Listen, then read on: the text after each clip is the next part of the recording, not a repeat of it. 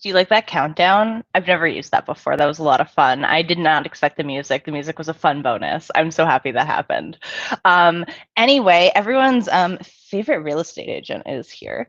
I am here with Sarah Dawn, and we're going to talk about the experience of dating as a trans person through the very real, very serious, very sober game of never have I ever, because we're not going to be drinking for it. We're just going to be doing the put a finger down version of the challenge, if we even feel like it, because we're not being competitive. We're here because we love each other. Anyway, I am going to get Sarah in here, and then she's going to talk more about herself because she's probably better at doing that than I am. Hello. Oh my goodness. Hi. Hi, how are Thank you for having you? me. Oh, you're so welcome. Thank you so much for being on. You have this like fantastic ability to like make somebody blush just as you introduce them. It's pretty crazy. You do a very good job of talking about people. You don't have to worry about that. Thank you. I love people. People are my favorite. That's actually one of the very first things that I kind of learned about you when I met you at the Pegasus when we were doing comedy together. Just your like passion and love for people, your big bright smile when you see friends. It's just fantastic. Thank you so much. And you're talking about me making people blush. Wow. Yeah. I mean, we are about to talk about dating, so. Do you like me? Yes, no, question mark? Are there really any other options? Obviously. Okay. Ooh. I'm just going to rehydrate because my body requires it. Ah, yes. Redeem those channel points now to make Ray hydrate. For every like, I will take a sip of water. Wow. There you go. I'm going to run out of water. Luckily, that's impossible. Yeah. I can see a giant lake outside my window. I think I'm okay. All right. So, as previously mentioned, we are here to play Never Have I Ever. Have you ever played Never Have I Ever? I have never. You've never played Never Have I Ever, so this is your first time ever playing Never Have I Ever? I've been in groups that have wanted to play Never Have I Ever, but we've never actually gotten to start. Oh, wow. I feel like that is everyone's first experience with Never Have I Ever, is never playing Never Have I Ever for the longest time. And then when you do play, you're just like, okay. But that's why I like my version, because everyone wants to talk about it afterwards. Where it's just like, never have I ever fallen out of an airplane. And everyone's just like, Sasha, what have you done? Like, oh, no, next question. It really gets conversations started. Oh, I love it. I'm always that person in like the group who's just like, oh, icebreaker games, yes. Radical Ray, I'm ready to go. I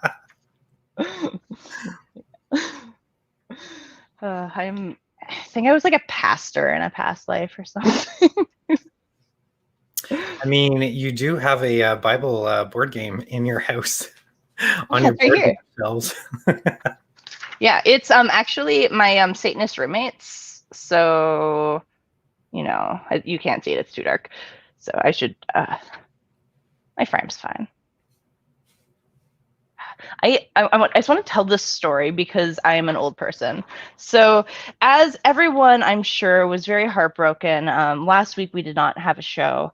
The reason for that, aside from the very serious political climate that was the real reason, and not the story I'm about to tell. So anyway, Tuesday night, I was multitasking with my laptop, which you are inside right now. So this is actually the view you would have seen.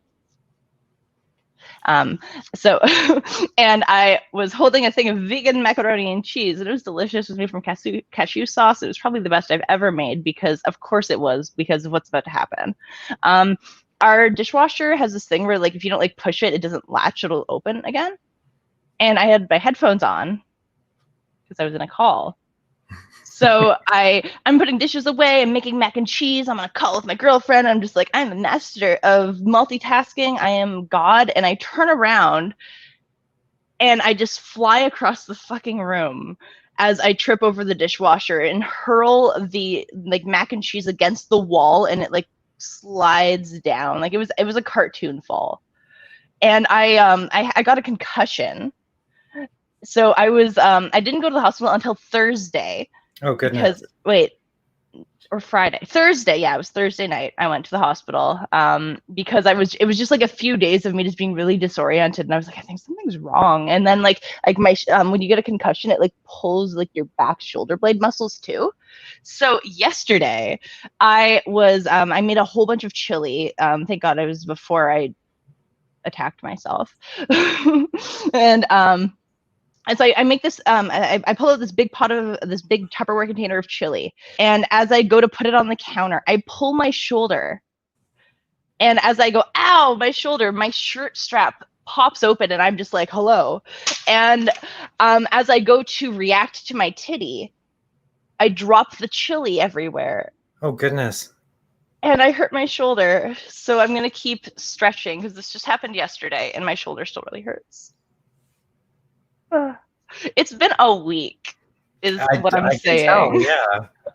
I'm such a clutchy, I feel like, yeah, okay, yeah. I feel like I want to like defend myself. Like, no, I'm not that much of a klutz. And then like I broke my ring light because I tripped on the air like 40 minutes ago. Only you can have something like that happen. You'd think so, but my other half, my best friend Christine, is the kind of person who cut her finger on clay the first day of art school. Like, was bleeding everywhere because of clay. On clay. Oh my goodness. Yeah, like you say only me because you have not been blessed with Christine. Oh gosh, oh my gosh, we're having a show. I will just keep talking about me and my romance with my friend.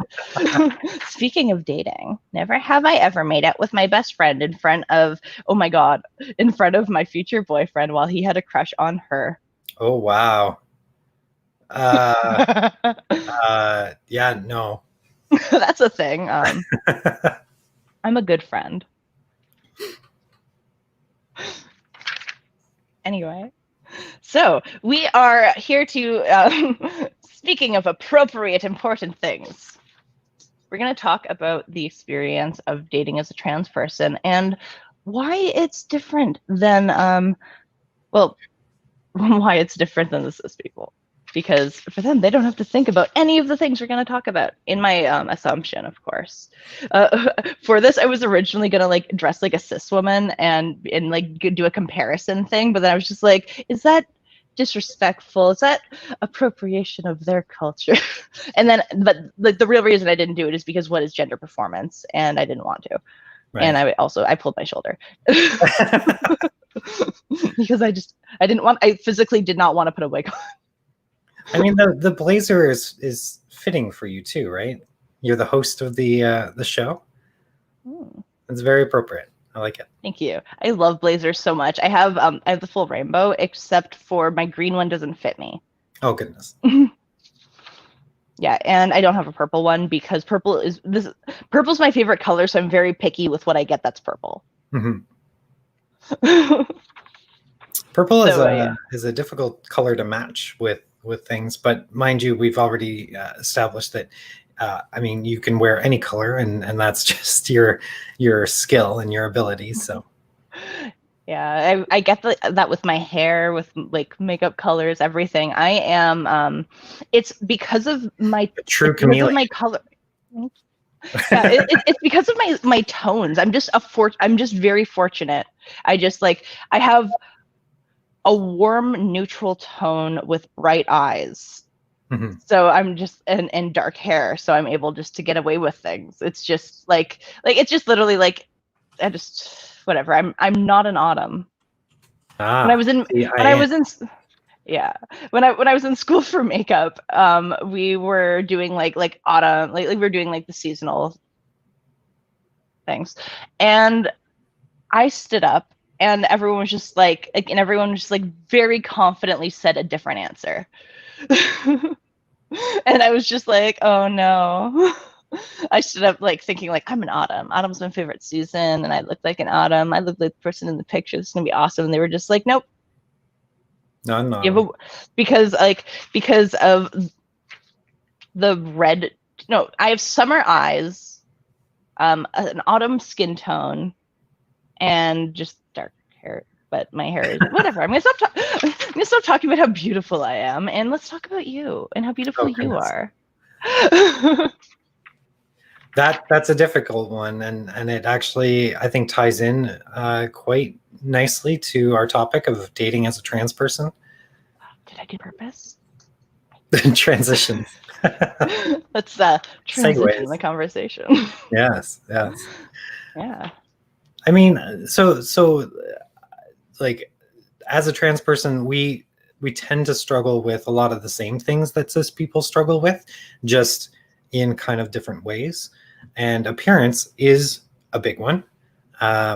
We tend to have expectations that we're not used to. Many of us, especially if you're dating kind of early into your transition, you've got these barriers that like you're still trying to get used to and trying to get acquainted with yourself. And so trying to project yourself with confidence and attract a partner is compounded by all these issues of self acceptance that we're still trying to go through. We're still trying to figure out. And I mean, I dated before, didn't have any real issues. I used to always tell people that I used to be the kind of person who would have a new girlfriend shortly after a relationship broke up. And that's not my experience anymore. You have these dating pools that just shrink, right? Especially if you come from already a cis hetero dating pool, which is the largest dating pool in our society.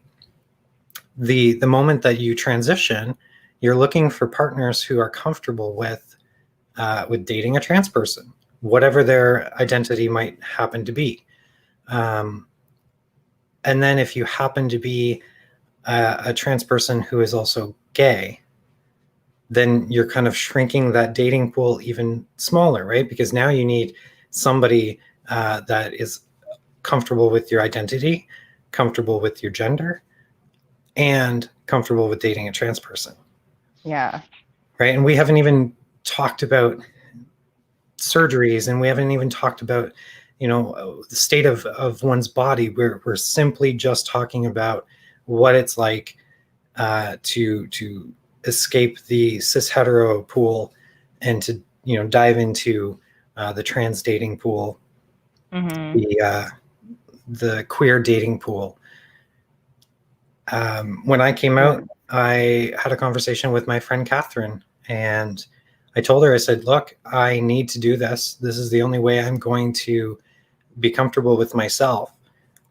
But I know that it's going to be difficult to find a partner because I'm literally leaving the largest dating pool. And I was an attractive masculine person. And I was kind of jumping into something, unknown waters.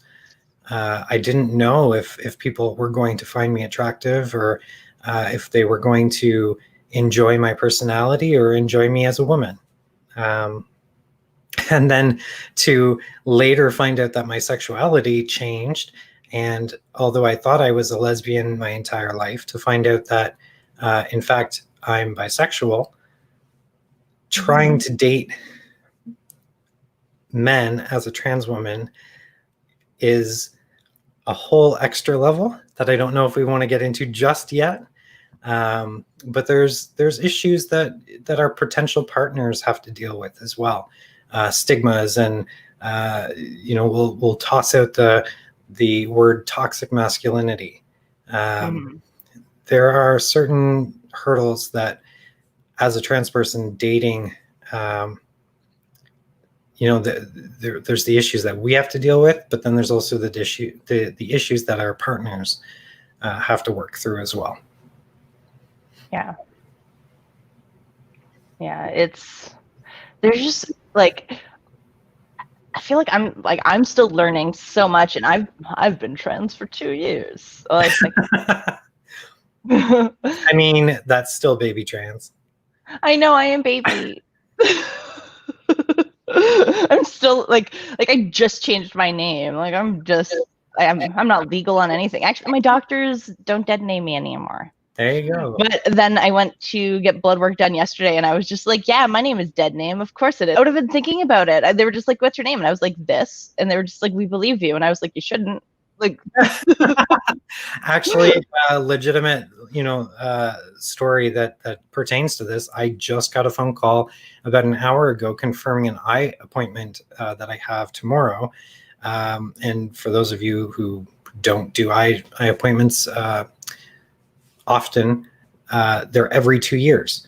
And so they used my dead name, and I'm answering the call, and obviously they're like, is so-and-so here? And I'm thinking, I'm quite sure I updated my name with your office 2 years ago. Why are you still asking for this person that no longer exists? And I'm starting to stress, because now I have to go to that office, and I'm not sure if I'm going to have a hard time. Like, I'm going to give them my ID, and they're going to be like, hey, I'm here for my 2 o'clock appointment. And they're going to be like, you're not a man. And I'm going to be like, you're darn right I'm not. But I also told you to update the information you had for me 2 years ago. So, this is on you. Yeah. Yeah. I hope that when you're on the phone with them, they made a note, and that won't be an issue again. Oh my God. Like the only issue I had with me changing my name was they spelled it wrong. Oh, goodness. If only. I just appreciate the sentiment.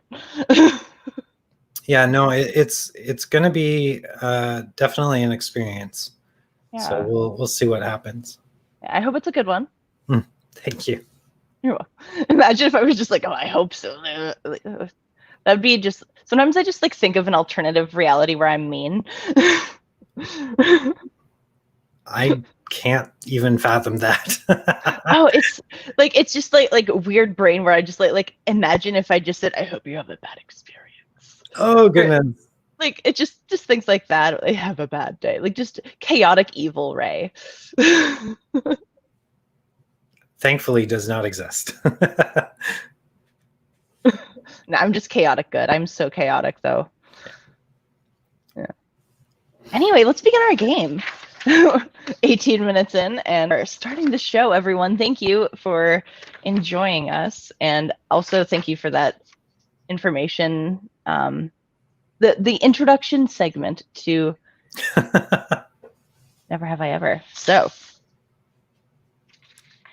never have I ever had personal information demanded or expected of me before or during a date. Do we drop a finger if it's happened? Yeah, if it has happened. Yes. Okay. Do you have a story to go with that?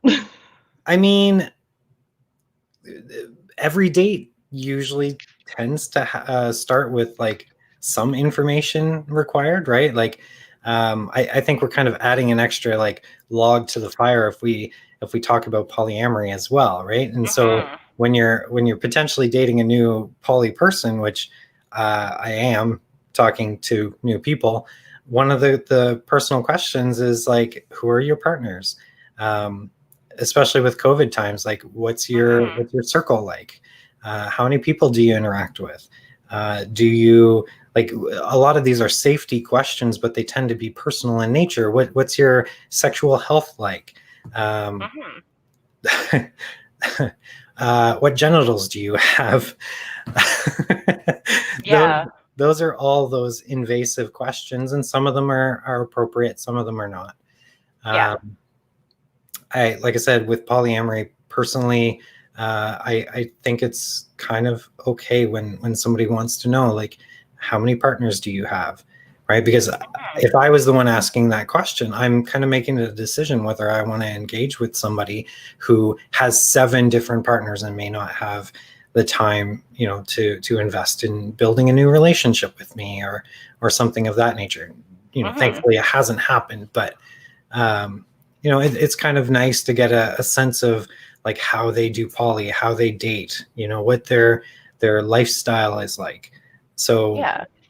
I would kind of expect everybody to have had personal questions asked before a date.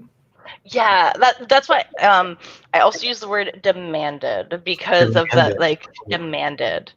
Because yeah, basically I intended because you are absolutely right in the fact that yes, you're allowed to ask questions because dating is getting to know people. And like I love like I'm polyamorous as well, and I'll have like my partners will be like, oh, is it okay if I ask you this question? And I'm yeah, yeah. 'Cause, like, especially with me, I'm such a gossip.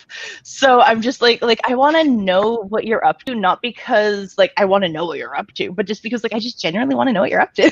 Mm-hmm. So there's always, like that fun line of just, like, am I pushing too much or am I still, like, adorable and nosy? I think that's actually a good clarification, because if the question is, have I had any questions demanded? Mhm. I don't think they're ever stated that way, right? Like they're never framed in such a, like, if you don't answer this, I won't, except for Mhm. perhaps the sexual health questions, Yeah. which I don't generally date with the idea of like sleeping with the person on the first date. And I mean, those questions tend to come up just prior to, instead of, before you meet for the first time. Yeah. So like, I'm not saying that it can't possibly happen where I go on a date and we have a great time, and then the questions asked, well, do you want to come over for the night, kind of thing. But that's generally like, once you've established that connection, that's generally when those questions come up. But Yeah. I mean, dating as trans brings up so many of those, like, you need to tell me what genitals you have, otherwise I'm not dating you. Mhm. And that's Yeah. probably the biggest one that's kind of invasive, and I could probably classify it as a question that has been demanded of me. Mhm.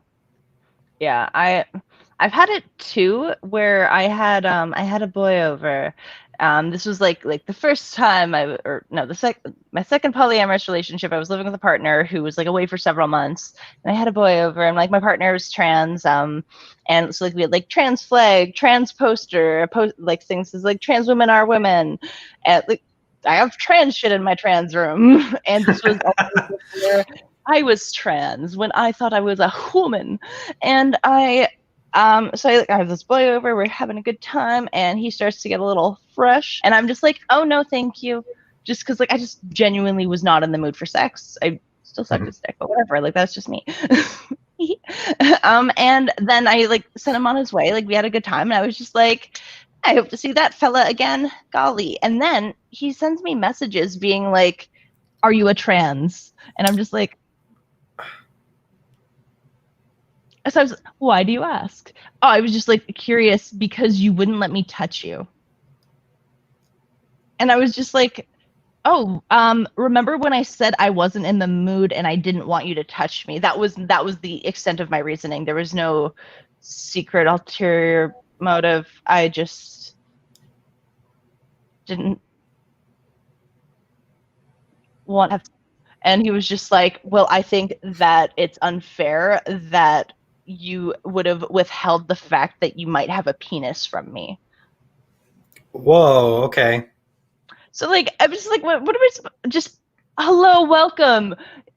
I may or may not be trans, but I will let you know. I'm surprised that like the trans flag and all the other trans stuff in your home didn't take them off to the fact that somebody in that home was trans. Yeah. And like That's little strange. did I know that 2 people in that home were trans. There you go.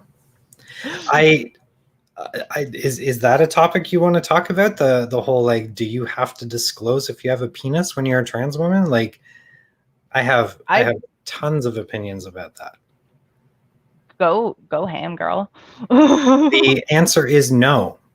A person does not have to disclose that information. In fact, a person does not have to disclose whether they're trans or not. A person gets to decide what information that they want to disclose. The reality of somebody's medical history, which being transgender boils down to a medical history. For many of us, being trans is not as much a part of our identities, and for some it is. For some of us, it's just a portion of our lives that we go through, just like any other stage, any other, transition, if you will, because we always transition, through ages, right? We go from being 20 to 30 and 30 to 40 and those kind of things. So being a trans person does not entitle other people to that personal information in our lives. And so the way that I've always handled dating has always been to withhold that information up until the point where I felt the relationship might get intimate. Yeah. And so like, when I'm putting up my profiles on dating apps and those kind of things, I don't mention that I'm trans. I don't mention what my genitals are. That information is private, and typically only shared when I've established a connection with somebody and I trust them. Because I mean, for many of us, you can go on a first date and there's many reasons why we might not be compatible. It doesn't have to be the fact that we're trans. It could be our political stance. It could be the way that we see issues in the world. It could be, you don't recycle plastics. Like, why does it have to be that trans people have to disclose this very important information, very private information?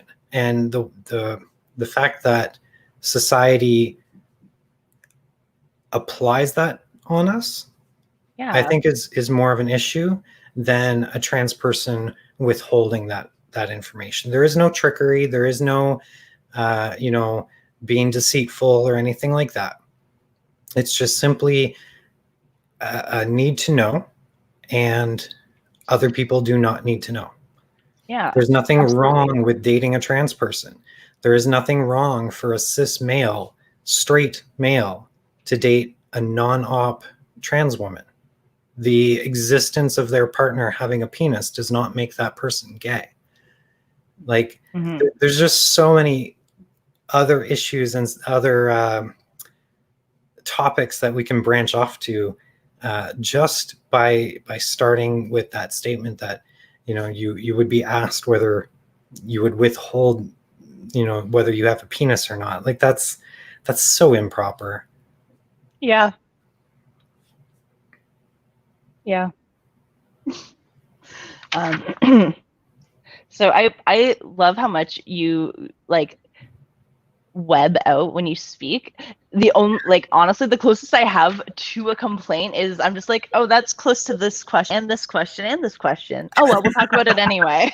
Because I'm still going to ask them. Yeah, no, please do. I would like to know your opinion because, of course, you see things slightly different, right?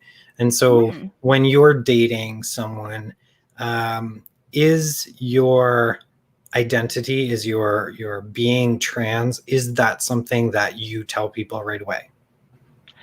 As a non-binary person, when it comes to, like, I can't hide. If I want someone to use my pronouns, I have to tell them. So it's just like, if they ask what my genitals are, like, honestly, it is a great way to weave people out.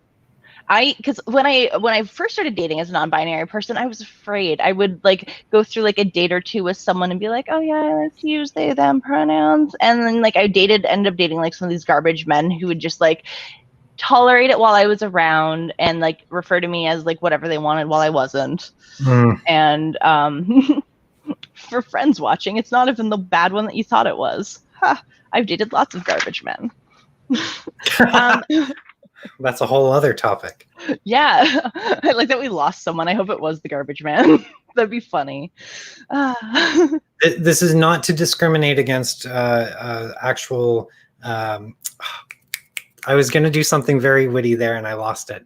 Oh no! Hi, what is it? Oh, hashtag not all men. Public service workers. Oh, PSA. No. But like actual garbage men. Oh.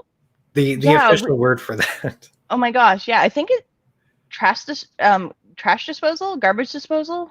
Oh no, there's another. There's like a fancy like long term. Yeah. Whatever. I Folks failed. Watching at home. I failed. Google it. That was a witty opportunity. See, this is why stand-up is actually something you do like in your own time, and you write the joke and then you rehearse the joke. It's not meant to be done off the cuff like this. Yeah. I started with improv, so I'm just like, yeah, that's what people do, rehearse. I'm totally one of those assholes who just like, I just like write the order of what I want to talk, and then I screw up the order, and then I fix it, and then come off being like, well, that show wasn't what I was expecting, so maybe it was bad, and everyone's like, no. I am in the Alval episode, one of the questions when we played Truth or Dare was, what is the worst you've ever bombed? Oh, goodness. And I've never bombed. That's awesome. Knock on wood. But it's just like, because like I know it's going to happen. Like everyone bombs. Like it happens. But I just like, it was just like, I just felt like such like that conceited asshole just being like, I'm good. But it's just like, I think I've just always been lucky, honestly. Like I've just, whatever. I get good crowds. It's awesome. There you go. But, I don't think I answered the question because I just kept talking. No, I think you did because you said that your identity is a very visible one, right? Like, yeah, especially with pronouns. For instance, my boyfriend. And we did have a conversation over titles and pronouns and these kind of things. So they are non-binary, but okay with the term of boyfriend. They had to kind of come out and tell me that, we had to have that conversation of pronouns. And so I completely agree that, if you want your pronouns respected as a non-binary person who doesn't use binary pronouns, then you kind of are outing yourself, and you're hoping that a person has enough respect for your identity to be able to be comfortable with that, right? Why somebody would jump from please use they them pronouns for me to what's in your pants, I don't understand. Why does it matter? Priority. Right. Why does it matter if we're just talking about going to get coffee? Yeah. I always love when people are like, yeah, but you're like really a girl, right? Really? No. That's really the point, actually. And how is somebody coming to that, that determination? Like I love kind of going down those rabbit holes of like, okay, what is a girl? What truly does define a woman? And then they're like, because any topic or any point that they try to make, the answer is always, well, there are women who don't have that, or there are women without that capability. And so, the answer to, well, what truly does define a man and what truly does define a woman is impossible to answer. I love that answer. What defines a man? I think a man does when they say they're a man. Agreed. Yeah. Yeah. Never have I ever wondered if it was a form of internalized oppression when someone didn't want to date me. Oh boy.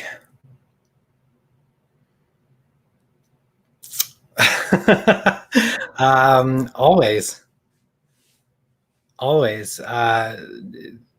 It takes a long time to get comfortable with oneself as a trans person, to no longer take rejection and to think that you've done something wrong by existing. Mm-hmm. To expand on that, like I said, I went from being hetero, cis, mask presenting, dating women, to being a woman dating women, and the challenges of being sapphic and being, a woman loving women. You see all the memes, and women are just so much more affectionate towards each other, even when it's platonic. Mm-hmm. It's so hard to find out whether somebody actually has feelings for you, because those feelings can be misconstrued. Whereas when you are in a hetero relationship, a cis hetero relationship, a lot of times those feelings are very apparent. Yeah. The actions, the forwardness is very apparent, and so um, it's taken a long time to get comfortable with myself, to potentially out not out myself, but like put myself out there, um, be bold, and to tell a woman that I have feelings for them, and then to have them say, "Oh, I'm sorry, honey, I like you as a friend, like, we're just Mm-hmm. friends." And I'm like, but the way that you hug me and kiss me on the cheek and like all these things, it's like, wait, you don't like me romantically? Like, what is this, right? And then you Mm-hmm. start to think, okay, well, is it because I'm trans, and do they, are they actually, interested in me? Um, there's a lot of marginalization even within queer communities too. Unfortunately, there's a lot of room for queer communities to grow, and trans people face discrimination even within parts of the communities that they belong to. So, for instance, in the lesbian community, when I was a part of that, there were many women that I would match with, and we would get into conversations, and I have quite a few conversations that led to intimate pictures being shared, and there would always be the one kind of question, like, hey, if you're comfortable, can you send me a picture of your vagina? And it's like, well, before I go and send you a dick pic, I need to tell you, right? Like, because I said that I don't usually come out as a trans person until it gets intimate. Mm-hmm. At that time, I was pre-op, and so I would let them know that, hey, I don't necessarily have the bits that you expect me to have, and so I need your consent to send these pictures, and you'd get ghosted, Mm-hmm. and like, it's so shocking, because you think, well, they liked my profile, they liked my pictures, obviously the last 24 hours of conversation they appreciated enough to get to this point. So why is it that my genital configuration is the breaking point, right? Mm-hmm. Even within um, queer communities, where you would think that queer people are a little bit more accepting, and there is a lot of change happening um, within like the gay and lesbian communities. There is a lot more acceptance for trans women and trans men, and so that's a great thing to see. um, how's your experience as a non-binary person? Um, this one is sorry, I got distracted by a cat falling.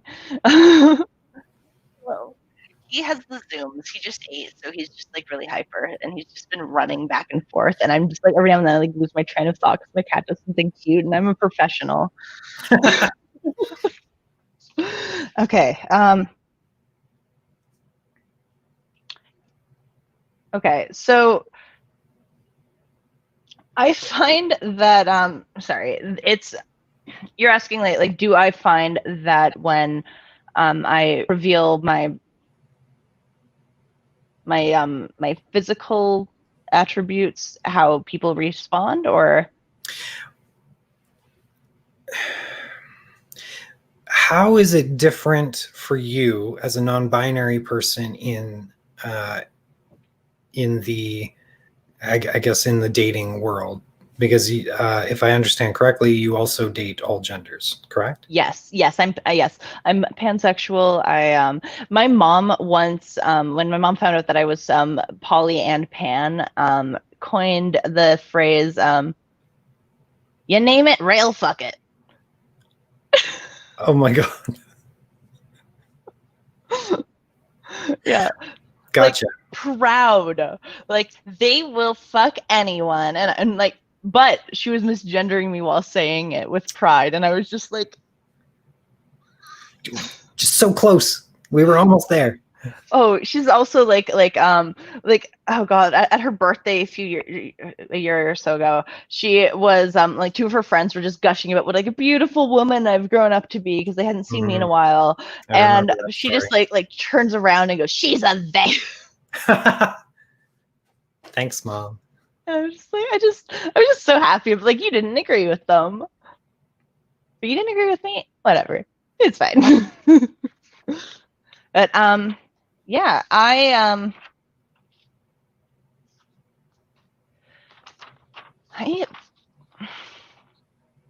I do find that I'm so sorry. I just completely just lost my train of thought. My ADHD meds have 100% worn off. I have had a long day. Let me And restate that's just, the question then. thank you so much. When you are dating, okay, do you find it difficult or different when you date a masc person versus a femme person? Oh, absolutely. Yeah. I find masculine people treat me as a woman. It's just like, it doesn't matter what I do.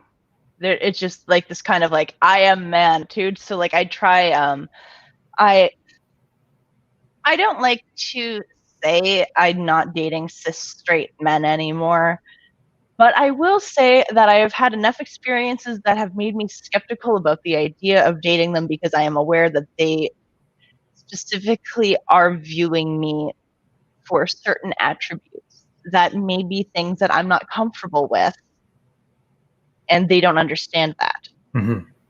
So, like, when it comes to me and my own genitals, it's 50-50 my comfort level. So it's just like sometimes I'm fine with it, sometimes I yearn for something more. Mm-hmm. And there was just like this experience where I was like fooling around with one of my former the boyfriend that you met actually, the cis het man, the cissest headest man. Anyway, so we were fooling around, and I just said something about just like oh, I just wish, and he was just like, why? Why would you want that for yourself? I was just like, 'cause I like the idea of it. It's exciting to me and it makes me feel more comfortable. Mm-hmm. Oh, well, it's just like he just went into a tangent. It was a very uncomfortable situation and I kept dating. My standards are better than they used to be, I promise. It's so funny because like right now I have like two very healthy, great partners who are amazing, and like because of like my history of having like shit partners, I'll just be like yeah, I have shit taste, and they're like, hey, and I'm like, well, you're fine. So we have repeated the "I struck gold" comment a lot. Yeah, just so you know, like that has not gone away. Good. Yeah. I find in my personal experience, because I've only started dating men recently, so I only started dating men about 2 years ago. I started kind of exploring my bisexuality. I used to joke that I'm like, I'm bisexual, and to me that means that I swipe right on all women and guys named Chris. Yeah. So it's not every man. It's not every cis man.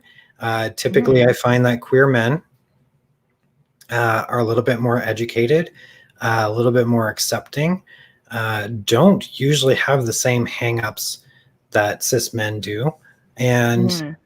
don't usually care, what gender or body variance their partner has. Women are much more accepting. They just kind of want acceptance and love and care. And especially queer women tend to be some of the easiest to start relationships with, not necessarily the easiest to continue them with, but there's not the same kind of hurdles to getting into a relationship as there are kind of with cis men. Mm-hmm. I don't usually consider a cis man unless they've shown that they understand the struggles that women go through in society, the struggles that trans people go through in society.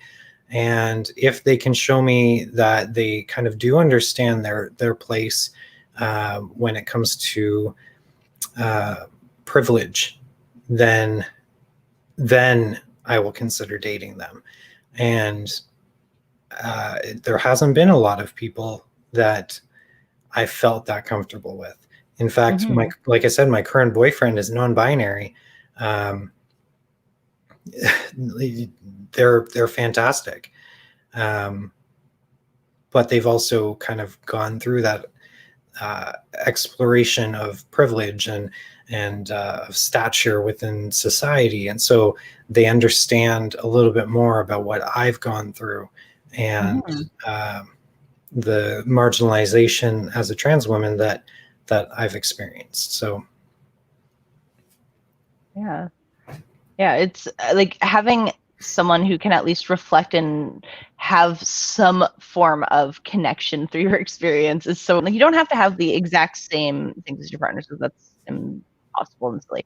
But like having a way that you can connect, like with my girlfriend who's a trans woman and I am non-binary, so like we connect through the fact that we both have a trans identity, but there are aspects of her identity that I don't understand, and there are aspects of my identity that she doesn't understand. Mhm. But then there are also aspects of both of our identities that her cis wife doesn't understand. But then there are parts of their relationship that I don't understand, and that's just polyamory. And I'm just so happy with my situation right now. Sorry. I'm so glad. Yeah, I'm just so gay. I can't help it. Oh, yeah, In all the senses of the word. every sense of the word. Yeah. Um, Shall we continue on? I think have we only done like 2? Yes. We're good at this. I'm so glad that I have 10. We're not going to get through all 10. But unless everyone wants to stay here for like 4 hours, because I think we will just talk for 4 hours. No, we could, yeah. but we won't. Even though, like, as I have some episodes that are like 2.5 hours, but I'm trying to get better. But Ray, Because... I have a date right after this. So do I. The world of COVID, all dates are online. I know. It's just like I don't have to do anything. Is it a date? I don't know. I have a call. A call with something that I hope turns into a date. There you go. If they're watching, that's embarrassing. I hope that harvest counts. The one time you catch my show. Yeah. Never have I ever been accused of changing someone's orientation.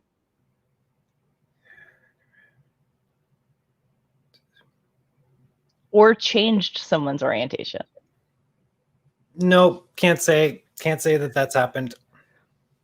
Yeah, and I have definitely experienced being in a relationship with someone and confirmed their orientation because they broke up with me. Oh. Yeah. Oh. I mean, but that's kind of the nature of, transitioning while you're in a relationship. You have one of three possibilities. Either your partner is okay with your transition and is still attracted to you, still wants to date you, or they break up with you. I guess that's only two options. Mm-hmm. Yeah, so it's, I don't want to say it's a 50-50 opportunity or chance, but when you're a trans person dating, if you happen to be doing that during a relationship, it's a toss-up, right? Like, your partner could be comfortable with it in the early stages, because especially if there's medical transition involved, actually not even just medical transition, it can be any kind of physical transition, whether it's presentation or medical transition. A lot of times your partner is still attracted to you until those changes really take effect.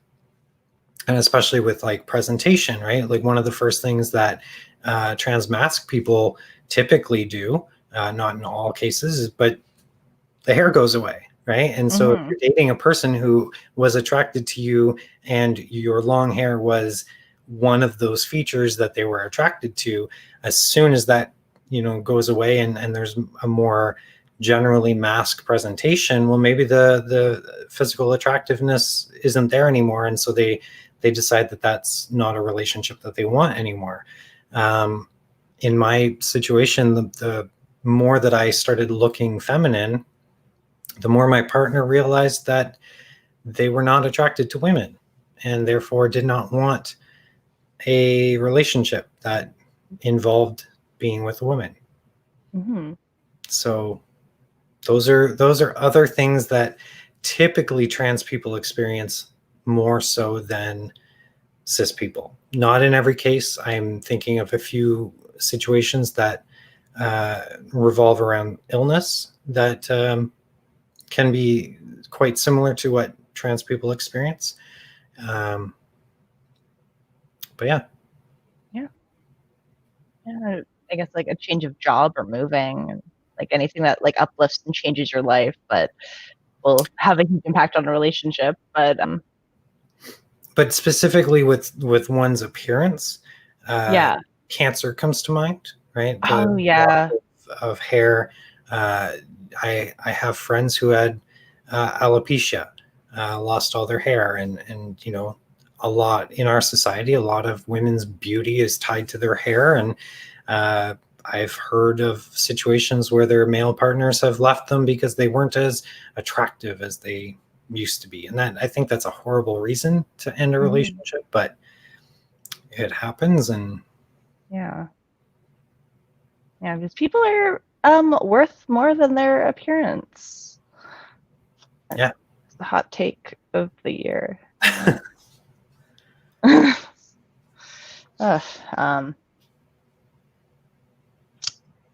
Is it transphobic to not want to date a trans person? Okay, so we have to break down that question. Okay. Is it transphobic to not want to date a trans person? Yes. Not so, but to clarify, you are not required to date a trans person. Full stop. Mm-hmm. The reason why we have to break down that question is because it's a little bit more nuanced than that. It's the same thing as, is it racist if I do not want to date a Mexican person? Yes. Is it racist if I don't want to date a Black person? Yes. Full stop.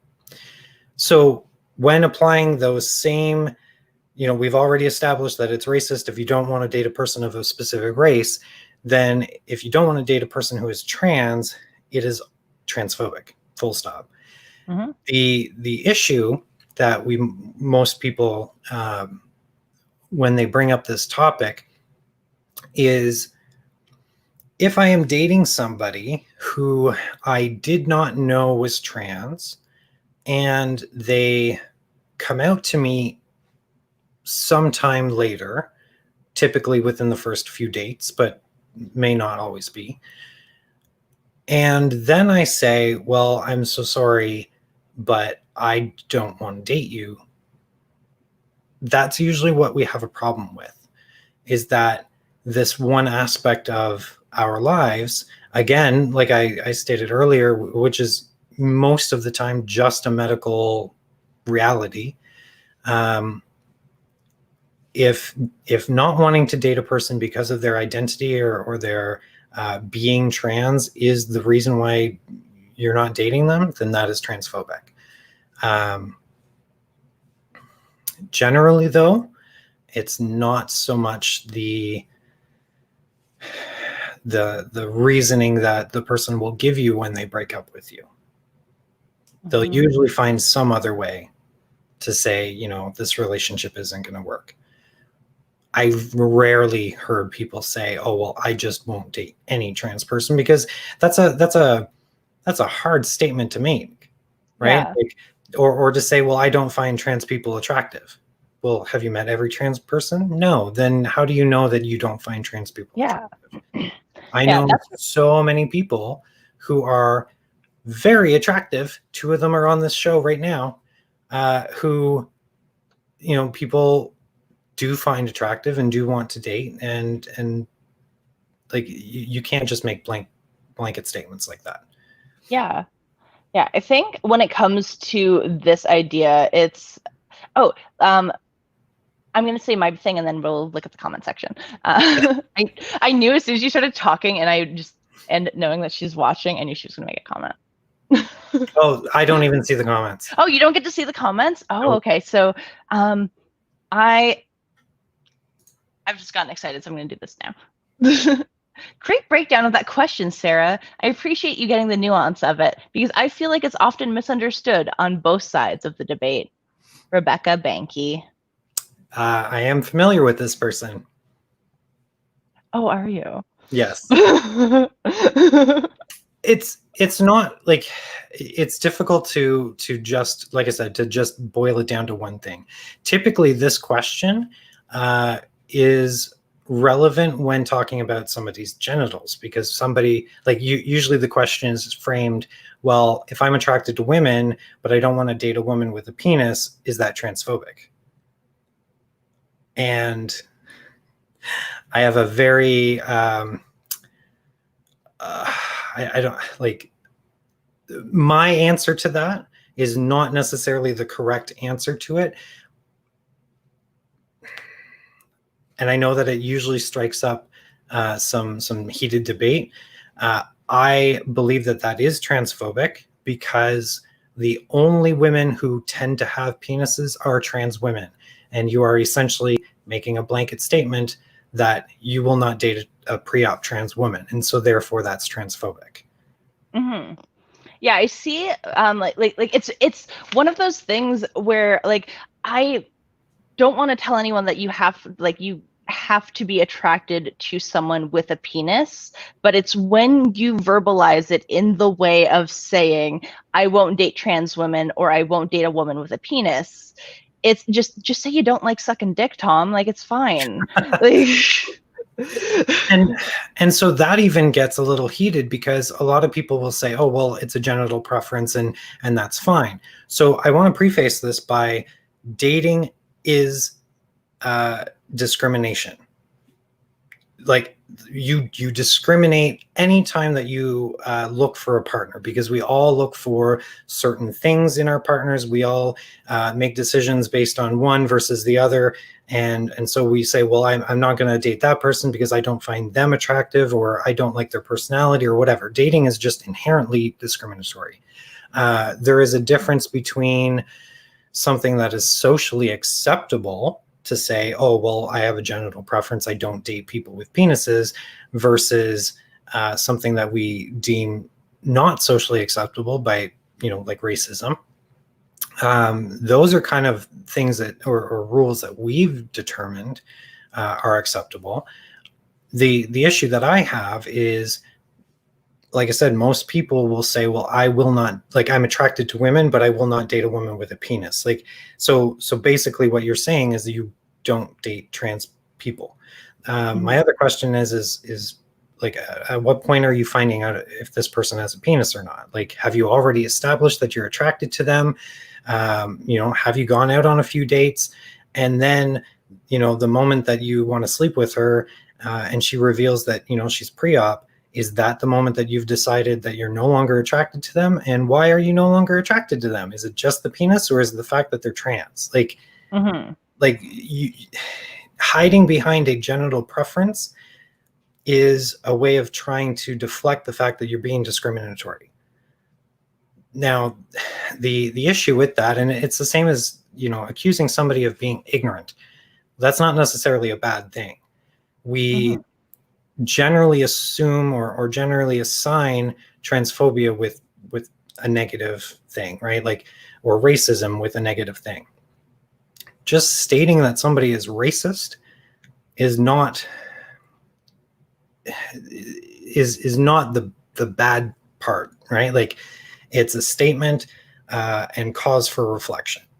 And so if we mention that having a genital preference, when you typically would say, well, I'm attracted to women, just not women with penises. Well, if we establish that that's transphobic, being transphobic is not like, society deems it a bad thing, but it's just an opportunity for reflection. Do you want to be that way? Do you have any underlying insecurities that you would have to work on? And like, I'll talk about my own experience. I dated a trans woman a few years ago, and the first thing that crossed my mind was very problematic when I kissed her. And the first thing that crossed my mind was, oh, this trans person showed me their pre-transition photos, and all I can think of is I'm kissing a guy. Well, so that's not their problem. That's my problem. I had insecurities that I had to deal with. Was it like, because clearly the person in front of me was a woman. I could see them as a woman. It was only the fact that they had shown me prior pictures and made me believe them that this very masked-looking person was also them at one point. It was only that caused me to kind of question, what I was attracted to, whether it was men or women, that kind of thing. And I took that as an opportunity to reflect and to realize that dating trans people is not like a horrible thing. But I did have to break down some of my own insecurities. I had to break down some of the things that my parents and the church, when I was growing up in the church, the things that they specifically told me were appropriate, I had to break those down. I had to question them. And I think a lot of that work that I've done to myself or for myself is what led me to realize that I am actually bisexual, and that I am attracted to men as well as women. Yeah, I'm so happy that you've been able to come to that realization, and like, it's been a journey, and it's a hard one. So amazing. Right. It's a topic that I come from a trans woman's perspective. And so typically when I'm dating men and I can see that, they're affected by toxic masculinity, they've been told all their lives that being gay is the worst thing that could possibly happen, which, it's not.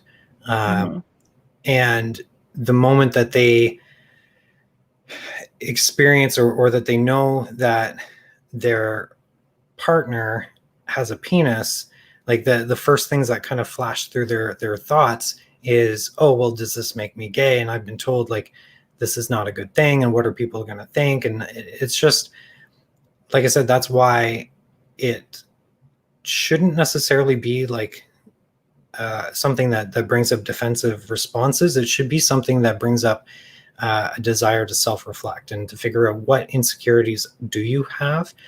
Why do you care if somebody thinks that you're dating a trans woman? I'm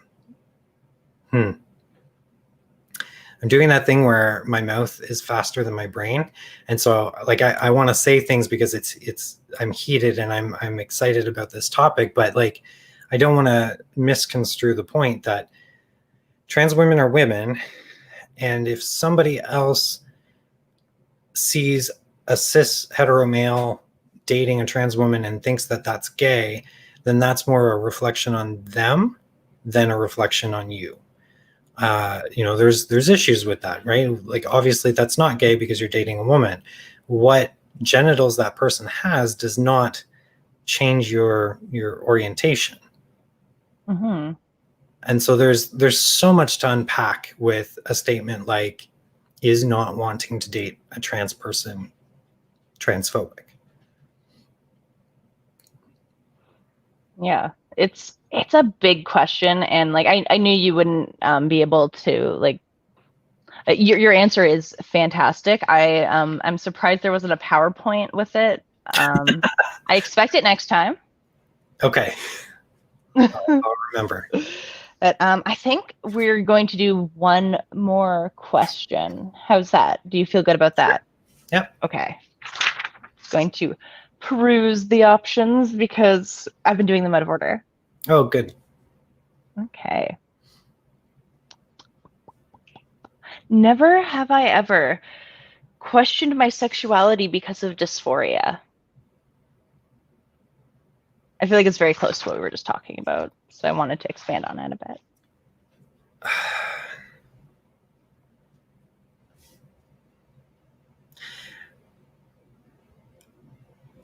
I was afraid to date penis people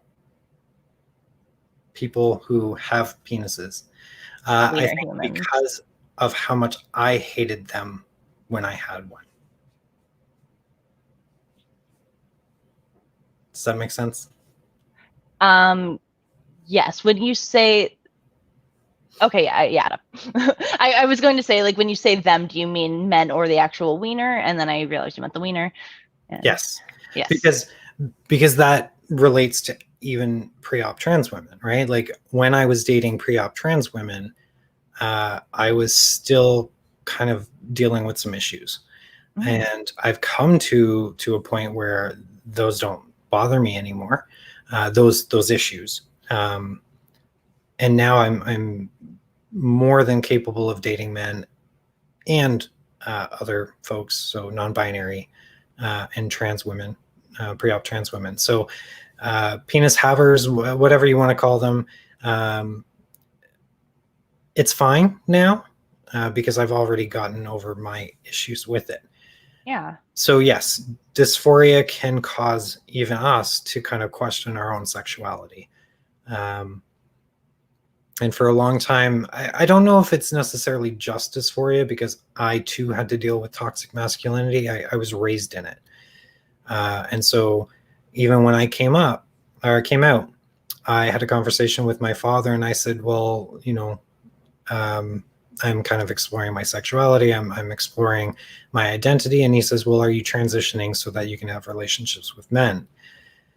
And I mean, that's a silly thing to think that, one would have to transition to a woman just to be able to sleep with a man. Like, that's not a thing, right? Like, I wanted to retort, and I wish I had the courage at the time to be able to say, well, no, if I wanted to have relationships with men, I could have just been a gay man. But my issue at the time was that I wasn't a man, and I needed to kind of fix my own gender issues and become more comfortable with who I was before I could actively open relationships with people and to be able to respect them the way that I should be able to. Yeah, having like struggling with yourself is a hard way to struggle with how you love other people. And like, that's not saying like you can't be in a like that concept of like you can't love anyone how you love yourself. Like, that is so unhealthy. And like, you're allowed to be in relationships with people if you're unhealthy.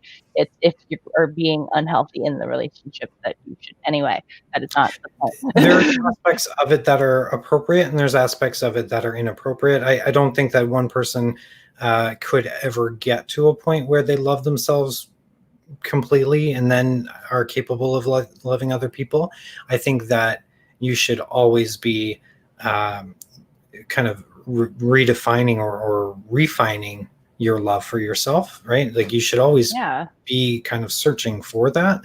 But you're right, like that doesn't remove you from viability as an appropriate partner. I was fighting depression for much of my 4-year relationship with my ex. Depression related to gender, which I didn't even know was the cause. But I was still capable of, at times, being a fantastic partner. Yeah, I can 100% like agree and say like I did the same, because like I am hella depressed and like, well, I'm terrific.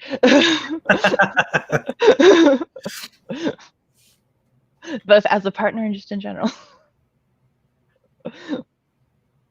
And I'm my greatest qualities are my nurturing nature and my humility. Oh, of course, yes, grand humility. Yeah, my humility is fantastic. It's like the best.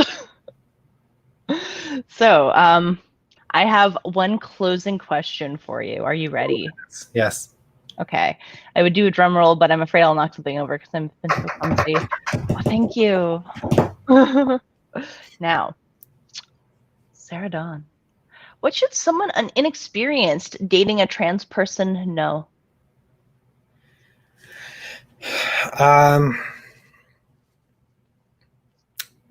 Don't get too hung up over their transness. I love it when potential partners are just face value, right? The one non-binary person that I'm dating right now, they admitted to thinking I was cis based on my profile, and then when we added each other on Facebook and they kind of did the whole like Facebook creeping type thing, they realized I was trans and they're like, oh well, that doesn't matter, I still think this person's great. And like they never bring it up. It's not ever an issue, right? Like they like me for me, and I think that that's like the key to dating a trans person is like, don't make it a big issue. It's not, right? Like as trans people, we will worry about it far more than we probably should. We don't want our partners compounding onto that stress, and yeah. Yeah, I love that answer so much. Just chill the fuck out about it, and like, be open, be understanding, be as supportive as they need you to be. If they're still transitioning, it's a whole different answer than if they are just like done with it and it's behind them and they're just like, it's fact, it's something, and it's just like that's up to each individual situation. Also, don't play 20 questions with a trans person. We will warm up to you. We will, be willing to offer information. I don't think I've found a single trans person who doesn't eventually want to come out to their partner. Even the trans people who say, oh, well, I want to be stealth and whatever, like they want to be able to share that part of their life with you. They just want to be comfortable enough to know that it's not going to be a big issue in the relationship. And so, like I said, I don't usually tell people I'm trans before the relationship's about to get intimate, partially because I don't want to have to talk about it all the time. I'm exhausted talking about being trans, and if I'm only going for coffee, 1 or 2 dates, whatever, I don't want to talk about that with you. I want to talk about politics. I want to talk about, where you stand on whether cats and dogs are a better pet. Like, just let's have fun. Let's have a cute date and treat me appropriately. Yeah. Perfect. That was a beautiful close. Thank you so much for coming on the show and being vulnerable and open about everything, especially with like what you just said about like not wanting to talk about it. And thank you so much for talking about it. Of course. Of course. Thank you for having me again, Ray. I know this was a long time in the making, and I'm glad that we were able to do it finally. And I hope to be able to come back on the show sometime in the future. Yeah, absolutely. Absolutely. I have special things that I will tell you about after I hit end broadcast. And then everyone else is going to be thanked, because thank you all so much for coming out and watching us and listening to us. And whether you are watching us in the present now as we're live, or if you are in the future and watching or listening to this as a podcast, you are loved. And I am so grateful for you listening to, watching, and supporting the show. Thank you all so much.